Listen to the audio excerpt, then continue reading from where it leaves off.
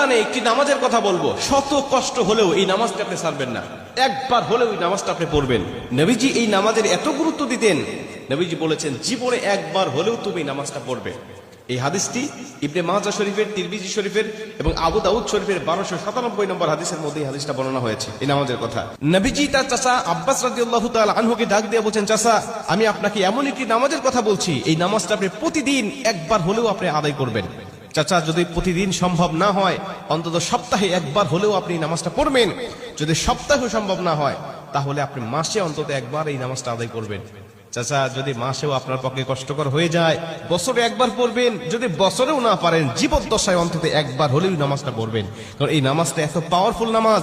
এই নামাজটা আদায় করার কারণে আপনার প্রকাশ্যে অপ্রকাশ্যে যত গুনাহ করেছেন, আপনার ইচ্ছায় অনিচ্ছায় যত গুনাহ করেছেন, আপনার অতীত জীবনে যত গুনাহ করেছেন, সব গুনাহ আল্লাহ আপনাকে ক্ষমা করে দিবে। চাচা এই নামাজটার নিয়মটা একটু ব্যতিক্রম। এই নামাজটাকে বলা হয় সালাতুত তাসবিহ। এই নামাজের মধ্যে অতিরিক্ত কিছু তাসবিহ পাঠ করতে হয়। সুবহানাল্লাহ, আলহামদুলিল্লাহ, লা ইলাহা ইল্লাল্লাহ, আল্লাহু আকবার। এই চারটা তাসবিহ একত্রিত করে সুবহানাল্লাহি ওয়াল হামদুলিল্লাহি ওয়া লা ইলাহা ইল্লাল্লাহু আল্লাহু আকবার, এই তাসবিহগুলো, এই বাক্যগুলো এখানে পাঠ করতে হয়। 4 রাকাত বিশিষ্ট এই নামাজ সালাতুত তাসবিহ 4 রাকাত পড়তে হয় এক নিয়তে। 4 রাকাত নামাজে প্রতি রাকাতে 75 বার করে করে মোট 300 বার এই তাসবিহটা পাঠ করতে হয়। সুবহানাল্লাহি ওয়াল হামদুলিল্লাহি ওয়া লা ইলাহা ইল্লাল্লাহু আল্লাহু আকবার, এই তাসবিহটা, এই দোয়াটা 75 বার করে করে প্রতি 4 রাকাতে মোট 300 বার করে আপনি পাঠ করবেন। কি নিয়মে পাঠ করবেন আমি আপনাকে নিয়মটা শেখাচ্ছি।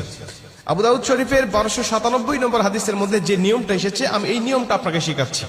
আমাদের সমাজে আর বেশ কিছু মানুষ বেশ কিছু নিয়ম বলে, কিন্তু আমি আপনাকে হাদিস থেকে সরাসরি নিয়মটা জানাচ্ছি। এটা আপনি রেকর্ড করে নেন, খাতা কলম থাকলে লিখে নেন। প্রয়োজনে এটা যত সোশ্যাল মিডিয়াতে যাবে, ফেসবুক ইউটিউবে যাবে, এটা আপনি সেভ করে নিজ আইডিতে শেয়ার করে রেখে দিবেন, যাতে আপনিও শিখতে পারেন, অন্য মানুষকে শিখাতে পারেন। আপনার শেখানোর কারণে কেউ যদি নামাজটা আদায় করতে পারে, ও যে সওয়াবটা অর্জন করবে, সওয়াবের একটা অংশ আল্লাহ আপনার আমলনামায়ও দান করবে। এজন্য এগুলো মানুষের কাছে ছড়িয়ে দিবেন যত সম্ভব হয়।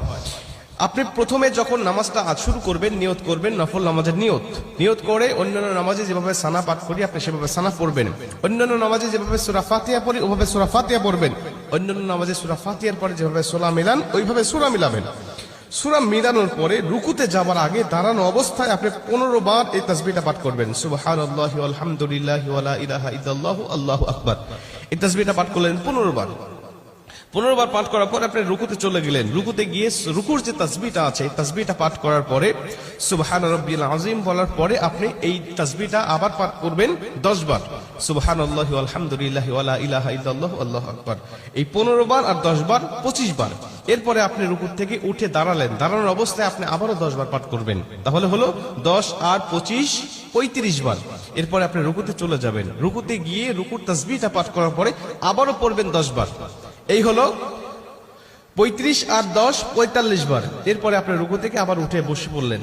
বসার পরে আপনি আবার পড়বেন 10 বার। 45 আর 10 55 বার। এরপরে আপনি আবার রুকুতে চলে যাবেন। রুকুতে গিয়ে রুকুর তাসবিহ পাঠ করার পরে আবার পড়বেন 10 বার।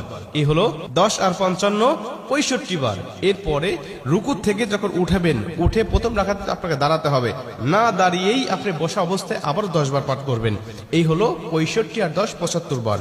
দ্বিতীয় রাকাতে ঠিক একই নিয়মে, তৃতীয় রাকাতে ঠিক একই নিয়মে, চতুর্থ রাকাতেও একই নিয়মে এই 4 রাকাতে 75 বার করে করে যখন 300 বার পাঠ করে আপনি সালাম ফিরিয়ে নামাজটা শেষ করবেন, সালাতুত তাসবিহ নামাজটা আপনার আদায় হয়ে